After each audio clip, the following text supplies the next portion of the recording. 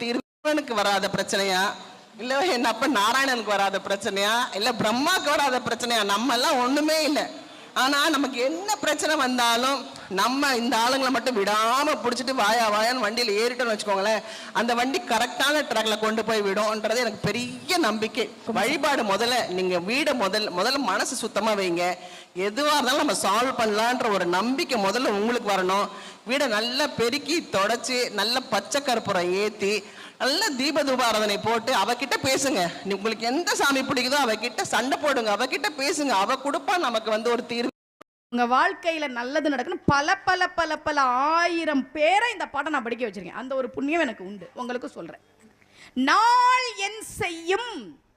இன்னைக்கு எனக்கு அஷ்டமி, இன்னைக்கு எனக்கு சந்திராஷ்டமம், இன்னைக்கு எனக்கு நாம என்ன வேணா இருந்துட்டு போட. நாள் என் செய்யும், வினைதான் என் செய்யும். போன பிறவில நான் ஏதோ பாவம் பண்ணிருக்கலாம், அதுக்கு நான் என்ன பண்ணுவேன்? போன பிறவில தெரியாம தானே பண்ணேன். வினைதான் என் செய்யும், என்னை நாடி வந்த கோளன் செய்யும். உன என்ன பண்றேன் பாரு. சனி தேடி வருதான், குரு தேடி வருதான், சுக்கிர தோஷம் தேடி வருதான். வா, எனக்கு என்ன பிரச்சனை? அருணகிரியார் கேட்கிறார். நாள் என் செய்யும், வினைதான் என் செய்யும், என்னை நாடி வந்த கோளன் செய்யும், கொடும் கூற்று என் செய்யும். யமன் கூட வரட்டுண்டா என்ன தேடி, ஒன்றும் பண்ண முடியாது. ஏன்? குமரேசர் இரு தாளும் சிலம்பும் சதங்கையும் தண்டையும் தோளும் சண்முகமும் கடம்பும் எனக்கு முன்னே வந்து தோன்றிடினே. முருகன் ஒண்ணுமே இல்லாம வந்தோம், எல்லாத்தையும் விட்டுட்டு வந்தோமே, அதெல்லாம் எங்களுக்கு பிரச்சனையா தெரியல. எங்க நல்லூர் முருகனை விட்டுட்டு வந்துட்டோம்.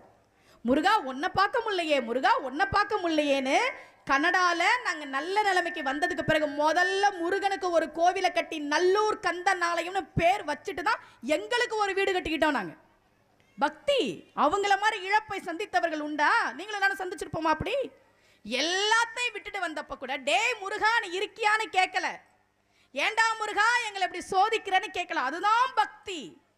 முருகனை விட்டுட்டு வந்துட்டோமே நாங்க. முருகனை வணங்கினா, அது திருச்செந்தூர் முருகனை வணங்கினா உங்கள் தலையெழுத்து எவ்வளோ மோசமாக இருந்தாலும் சரியாகும். வீட்டுக்காரர் சரியில்லையா, மனைவி சரியில்லையா, பிள்ளைங்க சொன்ன பேச்சு கேட்க மாட்டேங்குதா, கடன் நிறைய இருக்குதா, சொந்த வீடு இல்லையா, எதுவாக இருந்தாலும் நிச்சயமாக சரியாகும். நான் சொல்லலை, அருணகிரியார் சொல்கிறேன். ஒரு அக்காவுக்கு கல்யாணம் ஆகி 25வது வருஷம் கல்யாண நாள். எங்கள் வீட்டுக்கு ஏற்ற வீடு. காலையில் நான் எந்திரிச்சு வரேன், அப்படி காலைல 5:30 நல்லா தலை குளிச்சு பட்டு முருகன்ட்டே சொன்னார், முருகன் நான் யாருக்கும் அஞ்சு வாழ்ந்துட்டு இருக்கிறேனே, எனக்கு அஞ்சாத நிலைமை எப்ப தருவேன்? யாருக்கும் பயப்படலனாலும் கடைசியில ஒருத்தன் வருவான் எரும மாட்டு மேல், அவனை பார்த்தா எனக்கு ரொம்ப பயமா இருக்குது. என்ன சொன்னார்? 5 முகம் தோன்றில் 6 முகம் தோன்றும், வெஞ்சமரில் அஞ்சேல் எனவையில் தோன்றும், யாருக்கு நெஞ்சில் ஒரு கால் நினைக்கின் 2 காலும் தோன்றும், முருகா என்று ஓதுவார். நீ முருகான்னு ஒரு தரம் உண்மையா சொல்லு, அவன் உன் முன்னாடி வந்து நிற்பான். முருகனே வர்ற அளவுக்கு நாங்க என்னங்க அவ்வளோங்க புண்ணியம் பண்ணி இருக்கிறோம் அப்படின்னா, அதுக்காக அருணகிரிநாத சுவாமி நமக்கு சொல்றாரு, கவலையே படாத, அவனுடைய வேல் இருக்கிறது, அவனுடைய யாரு எனக்கு வேண்டாம், எங்க அப்ப முருகன் எங்க கூட இருக்கிறான், அவன் என்னைய பாத்துக்குவான், அவன் என்னைய பாத்துக்குவான். என் தாயும் எனக்கருள் தந்தையும் நீ சிந்தாகுளம் ஆனவை தீர்த்தனையாள் கந்தா முருகா கதிர்வேல் அவனே உமையாள் மைந்தா குமரா மறைநாயகனே. போய் சாமிட்ட முருகன்ட்ட பேசுங்க, வேண்டவெல்லாம் செய்யாதீங்க. என்ன நீ இந்த பேச மாட்ட, கனவுல வர மாட்ட, உனக்கு அவ்வளவு ஆகி போச்சா? உனக்கு நீ என்ன கோடி கோடியே வச்சிருந்தாதான் போவியா? இன்னைக்கு நான் உனக்கு திருப்புகளே பாட மாட்டேன்னு போய் திருப்புகள் பாடுங்க, திரும்பிட்டு போய் திருப்புகள் பாடுங்க. கனவுல வருவார், கோச்சுக்கிட்டியா? நான் உன்னை விட்டு எங்கேயும் போகல, உங்களோட தான் இருக்கிறேன். சாமி பேசுவார். நினைந்து உருகி உருகி அவனை நெக்கு நெக்காக உள்ளே அனுபவிக்கிற போது இந்த கண்ணுல இருந்து 2 சொட்டு கண்ணீர் அப்படி அவன் திருவடியில விழும் பாருங்க. அப்போ நீங்க சொல்றதுக்கு முருகன் செவி சாய்ப்பார். அப்பதான் நீங்க முருகனை கும்பிடுறீங்க. அது வரைக்கும் பொருட்களை பரப்பி வச்சு அவருக்கு என்ன காட்டுறோம், இந்த பொருள்லாம் இந்த உலகத்துல இருக்கு அப்படி. ஆக முருகப்பெருமான் ஞான பண்டாரமாக நமக்கு நிற்கிறார். கூப்பிட்ட குரலுக்கு ஓடி வருவார். ஒரு விஷயம் சொல்லட்டுமா? இந்த வாழ்க்கையில எந்த உறவாக இருந்தாலும் சரி நம்மளுடைய வாழ்க்கை பயன்படும் வரைக்கும் தான் பிறர் நம்மளை மதிப்பார்கள். மதிப்பு இல்லைன்னா மதிக்க மாட்டார்.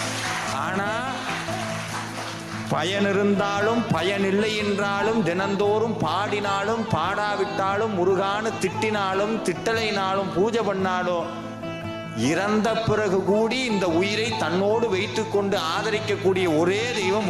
ஒரு விஷயம், சிவனையும் முருகனையும் நம்பணும். இது முருகனுடைய யுகம். இந்த யுகம் நீங்க முருகனை சாதாரணமா இடப்பட முடியாது. சிவனை விட ஒரு மடங்கு உயர்த்தி என் அப்பன் கந்தன் முருகன் சுப்பிரமணியன். இவனை விட அவன் வீரியம் ஜாஸ்தி. அவன் நெருப்பிலேயே பிறந்தவன். இவன் எங்க பிறந்தான்னு தெரியாது. இவன் அனாத. அவன் அனாதிக்கும் அனாதி, ஆதி அந்தமில்லாத ஆறுமுக கடவுள் என் அப்பன் வேளன், குகன், சண்முகன், சடாட்சரன். அவன் திருவடிய ஒரு தடவை முருகா அப்படின்னு சொன்னா போதும். குகான்னு மயில் கத்தும். குகா குகான்னு கத்தும் மயில். மயில் அகவதை கேட்டீங்கன்னா குகா குகான்னு சொல்லும்.